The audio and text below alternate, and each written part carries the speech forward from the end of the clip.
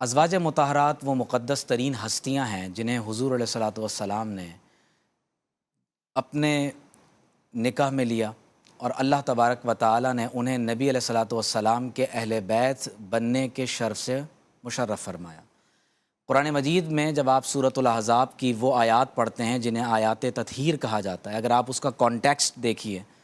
تو سیاق و سباق میں اللہ تبارک و تعالی نے براہ راست ازواج مطہرات رضی اللہ تعالی عنہن اجمعین کو خطاب فرمایا، اور اس کے بعد فرمایا کہ انما یرید اللہ لیذھب عنکم الرجس اہل البیت ویطہرکم تطہیرا۔ تو حضور علیہ الصلاۃ والسلام کے اہل بیت میں سے ازواج مطہرات ہیں، اور قرآن مجید میں خود اللہ تعالیٰ فرماتا ہے کہ النبی اولیٰ بالمؤمنین من انفسہم وازواجہ امہاتہم۔ فرمایا کہ ہمارے نبی صلی اللہ علیہ وسلم اہل ایمان سے ان کی جانوں کے مقابلے میں ان سے زیادہ قربت رکھتے ہیں، اور ان کی جانوں کے ان سے زیادہ حقدار ہیں۔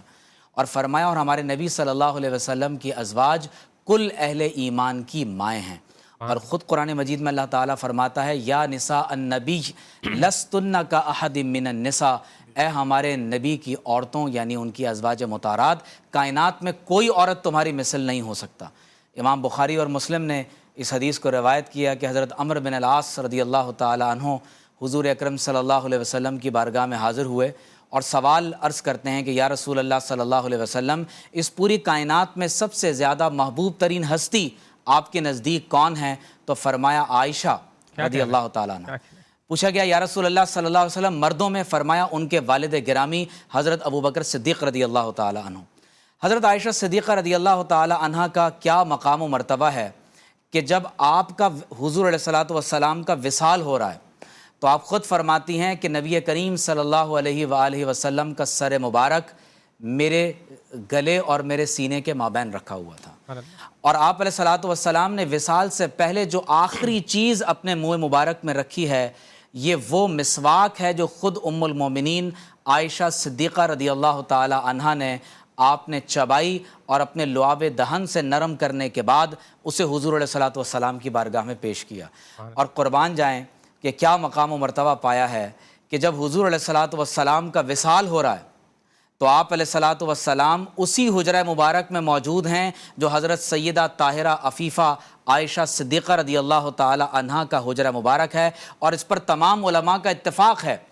کہ اگر اللہ تبارک و تعالیٰ کی تمام تر مخلوقات میں کوئی مقدس ترین ہستی ہے تو وہ حضور علیہ الصلاۃ والسلام کی ذات اقدس ہے، اور آپ علیہ الصلاۃ والسلام کا جسد مبارک آج جس مقام پر موجود ہے، جس حجرے کے بارے میں حضور نے فرمایا کہ ما بین بیتی و ممبری روضۃ من ریاض الجنہ، تو وہ بیت النبی صلی اللہ علیہ وسلم بھی حجرہ عائشہ صدیقہ رضی اللہ تعالی عنہا ہیں، اور حضور علیہ الصلاۃ والسلام قیامت تک جس مقام پر تشریف فرما ہیں تو وہ بھی حضرت عائشہ صدیقہ رضی اللہ تعالی عنہا کا حجرہ مبارک ہے۔ تقریباً 2200 اور کچھ احادیث طیبہ آپ نے نبی کریم صلی اللہ علیہ وآلہ وسلم سے براہ راست روایت فرمائی ہیں، اور آپ رضی اللہ تعالی عنہ کے فضائل اور مناقب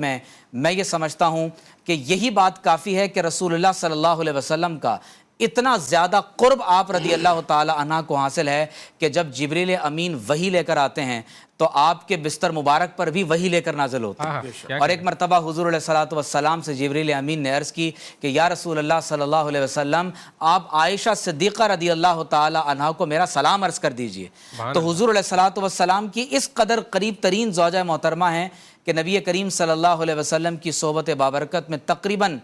8 برس کا عرصہ آپ کو نصیب ہوا، اور آپ کو مشیخۃ اصحاب محمد صلی اللہ علیہ وسلم،